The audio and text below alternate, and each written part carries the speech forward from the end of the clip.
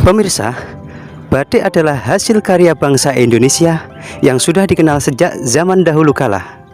Batik merupakan perpaduan antara seni, budaya, teknologi para leluhur yang sangat tinggi nilainya.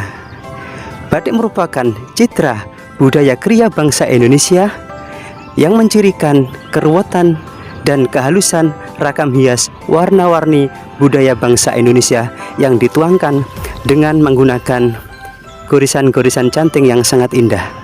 Pemirsa, saat ini saya berada di kediaman salah seorang pengrajin batik asal Kota Angin atau Kota Nganjuk. Pemirsa, mari kita berbincang-bincang kepada pemilik dan pengrajin batik asal Kota Angin ini, Mbak Via. Teman-teman, ini adalah Mbak Via yang asalnya dari Kota Angin atau Kota Nganjuk. Beliau saat ini sedang membuat sebuah batik. Niki namine napa Mbak Via? Niki Sedang napa niki? niki nyanting, proses Sedang nyanting, pencantingan nggih. Nggih. Kalau ini batiknya batik abstrak. Batik abstrak nggih. Nggih. Nek saya ngetahui niku macam-macam batik kan motifnya enten blokane napa niku? Mega mendung. Nggih. Blokane napa saking Pekalongan niku? Warna-warni 7 warna. Nggih. Nggih. Mantap. Niki lek motif jenengan motif napa niki? Kalau ini kan sementara masih buat yang abstrak. Jadi itu Abstrak. nggih. Jadi bentuk-bentuknya itu terlihat nggak beraturan tapi sebenarnya terkonsep. Oh, Kalau ngaten. ini abstrak tapi motif utamanya brambang. Napa? Brambang. Brambang, nggih. Nggih. Kan Nganjuk terkenalnya Sukomoro niku. Oh, ngaten.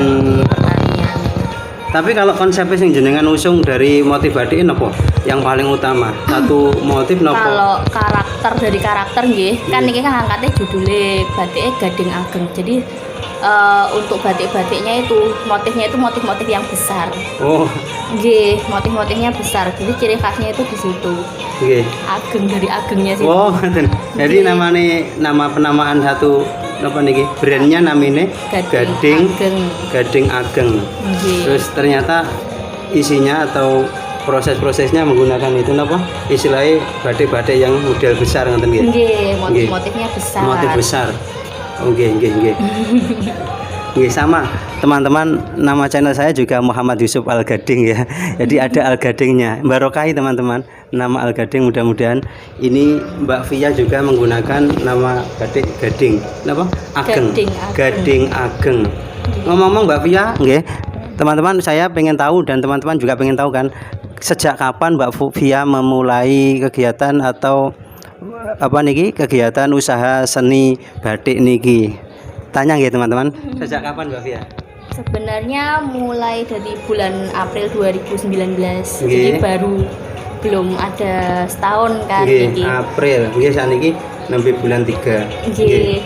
Nah, itu juga masih awal gitu loh, Pak. Nggih. Belum benar-benar go publik itu masih belum. Tapi Nggih. insya Allah untuk bulan Oktober itu mau pameran di Jakarta di Indonesia Fashion Week, ikut Dekranasda Nganjuk. Di Jakarta nggih. Nggih. Insya Napa Allah namanya bulan eventnya? Oktober. Indonesia Fashion Week.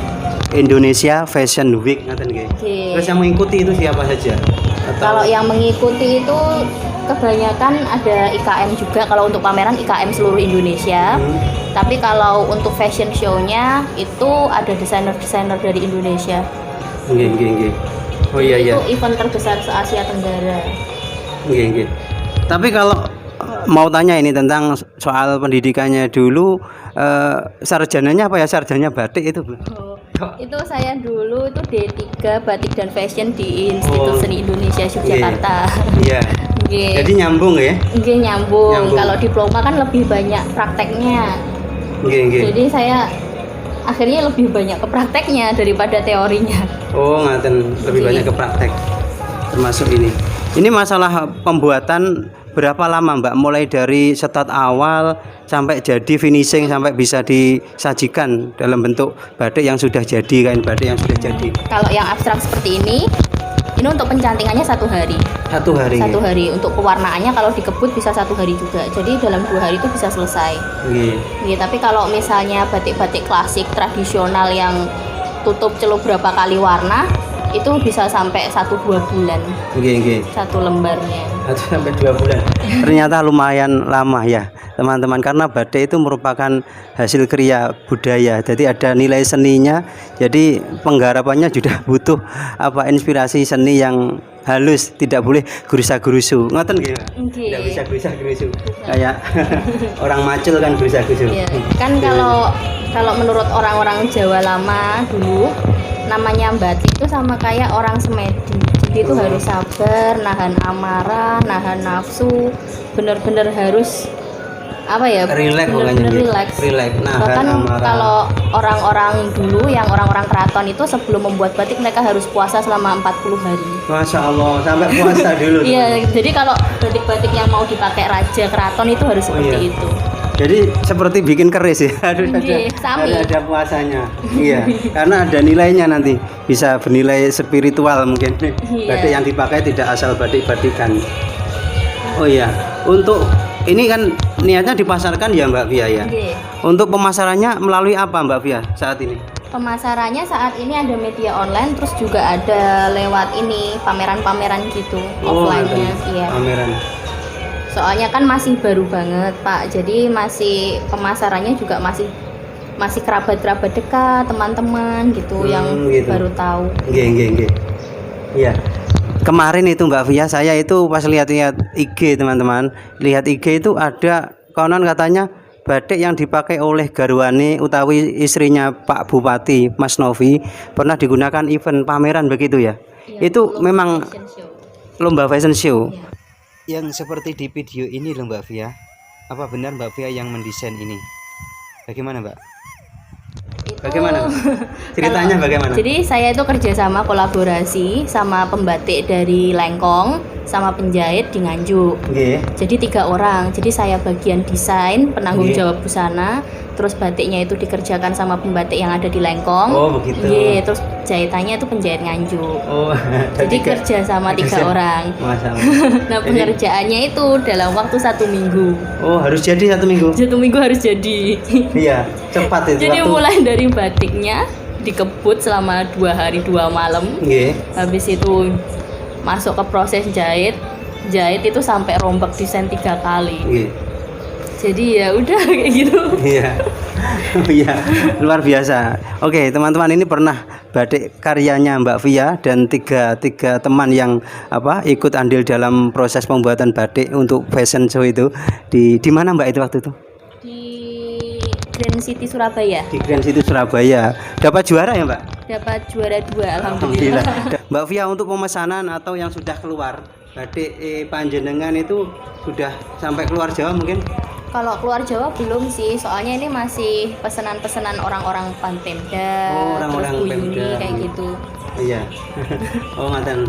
Ya kita doakan mudah-mudahan ini Mbak Via usahanya batik semakin lancar, didukung dengan doanya orang tua tentunya nggih. Mudah-mudahan semakin lama semakin dikenal, semakin lama semakin jaya dan lebih diminati oleh banyak orang begitu.